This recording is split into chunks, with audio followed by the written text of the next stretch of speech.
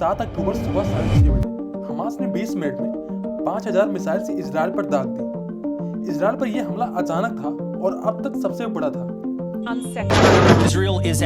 Israel पर यह हमला तीनों सीमाओं से किया गया था। हमले को देखने के बाद ऐसा लगता है कि ये एक लंबी प्लानिंग का हिस्सा है और हमास ने लंबी प्लानिंग के बाद इजराइल पर इस तरीके का हमला किया है। इस हमले के बाद फौरन इजरायली सरकार हरकत में आई और उसने हमास के खिलाफ युद्ध की घोषणा कर दी। ישראל, אנחנו במלחמה, לא במבצע, לא בסבבים, במלחמה। 1973 के बाद यह पहली बार हुआ है जब इजराइल ने किसी के खिलाफ युद्ध की घोषणा करी है।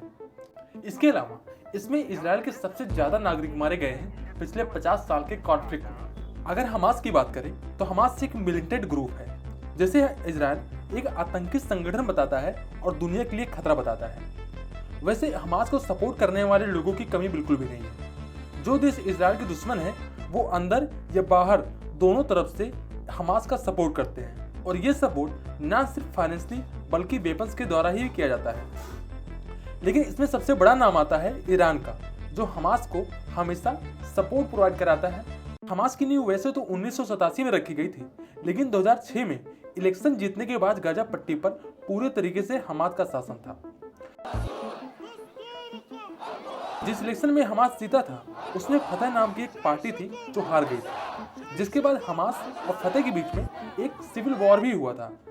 इजराइल और हमास के बीच में तनाव, कॉन्फ्लिक्ट लगातार देखने को मिलता है। लेकिन इस बार हमास ने बड़ी प्लानिंग के साथ हमला किया। हमास ने एक वीडियो भी जारी किया जिसमें उसने दिखाया कि किस तरीके से हमले से पहले उसने पूरे तरीके से ट्रेनिंग कर रखी थी। कुछ मीडिया रिपोर्ट्स का यह दावा है कि हमास ने हमले से पहले 2 से 3 साल तक इस चीज की तैयारी करी।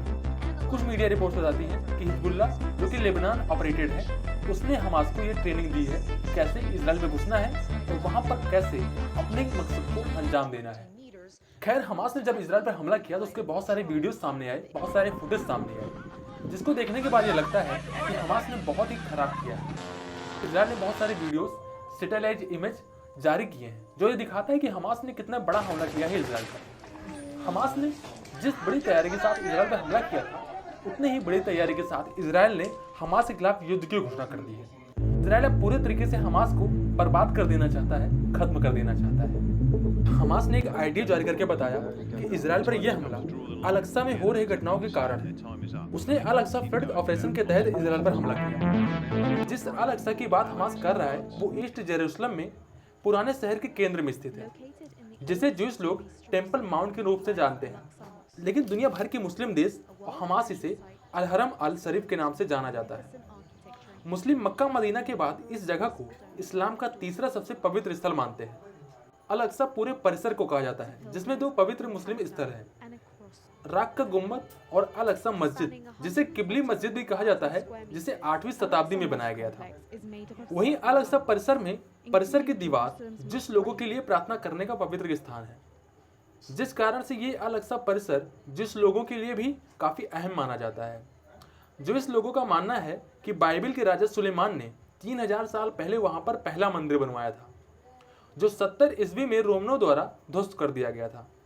तो अल-अक्सा वो मेन कारण बताया जाता है जो इस कॉन्फ्लिक्ट के पीछे है। हमास कहता है कि अल-अक्सा पर हिंसक घटनाओं का ये एक बदला है। दरअसल जनवरी से सितंबर तक हिंसक प्रदर्शन में 227 फिलिस्तीनी मारे गए थे, जो पिछले साल की तुलना में ज्यादा है। लेकिन सिर्फ यही कारण नहीं है। मई में 5 दिनों तक इस्लामिक जिहाद और इजराइल के बीच में संघर्ष चला, जिसमें 33 फिलिस्तीनी, 2 इजरायलियों की मौत हुई थी। इस्लामिक जिहाद भी एक आतंकी ग्रुप है हमास के जैसा, जो ईरान के सपोर्ट से गाजा में काम करता है। दरअसल ये जो अल-अक्सा का पूरा परिसर है, वहां पर एक नियम है, जिस नियम के हिसाब से वहां पर गैर मुस्लिम जा तो सकता है लेकिन प्रार्थना नहीं कर सकता। लेकिन कई मीडिया रिपोर्ट्स बताती हैं कि समय समय पर परिसर में यहूदी आकर खुले तौर पर प्रार्थना करते हैं, जिनका विरोध फिलिस्तीनियों द्वारा किया जाता है। और ये विरोध किए जाने पर यहाँ पर हिंसक झड़पें हो जाती हैं।